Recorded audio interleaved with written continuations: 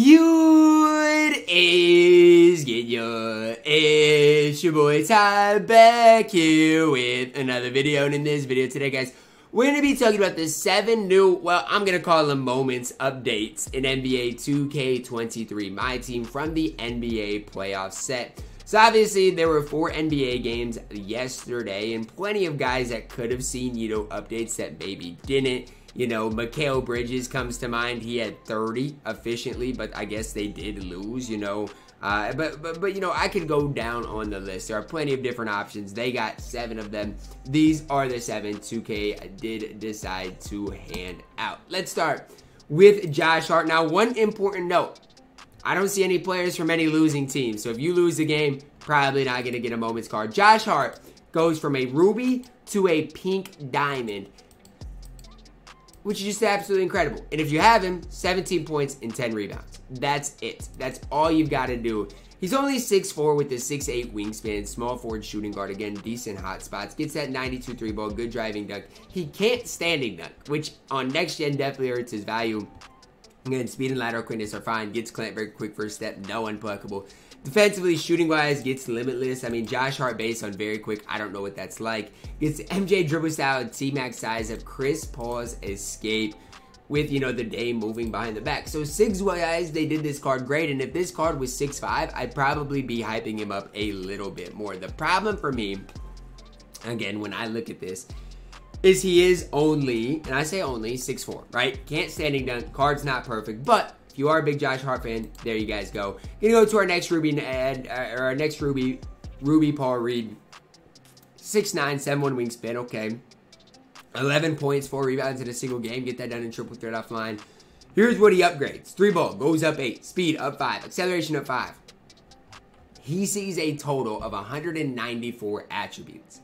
Now, some of that's intangibles, right? Some of that doesn't matter. But the card becomes absolutely incredible. Gets limitless, gets good playmaking, glove, interceptor, and Hall of Fame. The card becomes solid. Paul Reed based on very quick. I don't know what that's like. Look at his size ups and even his dunk packages. They updated everything. This diamond card is absolutely, pending his release, they did Paul Reed right. 27 base badges is just fine. Jalen Brunson up next goes from a diamond to a galaxy opal. And I'm not going to lie, I don't know that much about Jalen Brunson, but I do know I have him in a my league, and I don't mind his release. Very quick, Trae Young leaner, MJ dribble style, gets a good 3 ball. Obviously, defensively becomes a lot better. I'm not going to go up here and talk like Jalen Brunson is our best point guard in my team, but we have a now usable Jalen Brunson in the game, right? I know he's only 6'2", but he's got the Trae leaner. He can play a little bit of defense. I like Jalen Brunson in my team. Is he going to blow anybody away, right? Am I ever going to say, Jalen Brunson is a must-pick-up card for you guys in my team? No, but the card is good enough that if you are a big Knicks fan, you can absolutely use Jalen Brunson and have a decent amount of success with him. Derrick White up next, 6'4", 6'7" wingspan.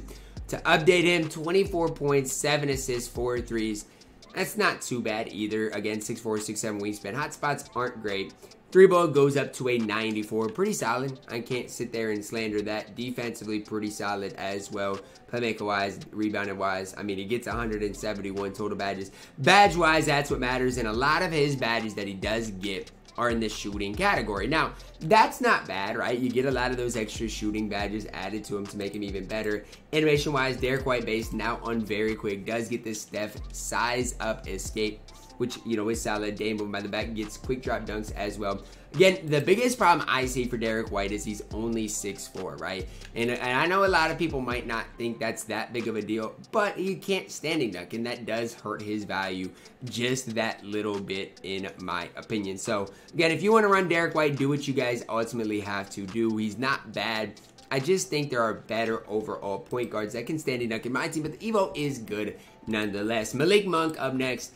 I'm not a fan of Malik Monk's release, but it's on very quick. Gets the Steph size of Dame, moving behind the back, normal leaner. Can play, still can't play point guard at 6'3".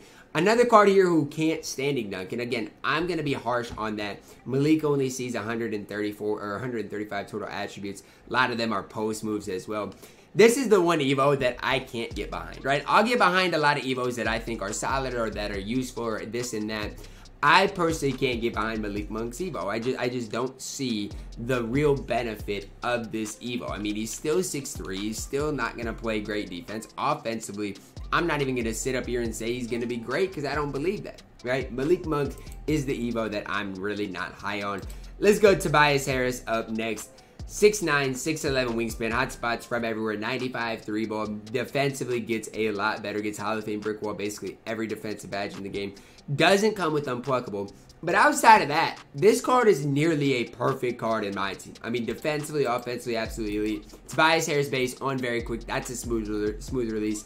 MJ dribble style really gets a lot of those dunk animations as well.